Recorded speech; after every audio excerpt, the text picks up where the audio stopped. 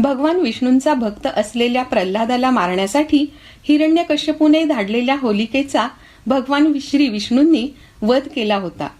होलिकेला वर होता की तिला अग्नी जाळू शकणार नाही, परंतु तिने या शक्तीचा दुरुपयोग करून प्रल्हादाला जाळण्यासाठी मांडीवर घेऊन अग्निकुंडात प्रवेश केला.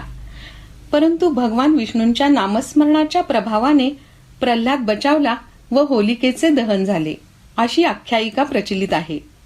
दुसरी कथा अशी आहे, भगवान श्रीकृष्णाने बालरूपातच पुतना या राक्षसिणीचा वध केला होता. मग नगरवासियांनी तिला होळी करून जाळून टाकले. तिसरी कथा म्हणजे शिवशंकरांना दुष्प्रवृत्त करण्यासाठी मदनाने म्हणजेच कामदेवाने प्रयत्न केले. तेव्हा भगवान शंकर क्रोधित झाले व त्यांनी मदनाला भस्म केले, म्हणून होळीला कामदहन असेही नाव आहे. वरील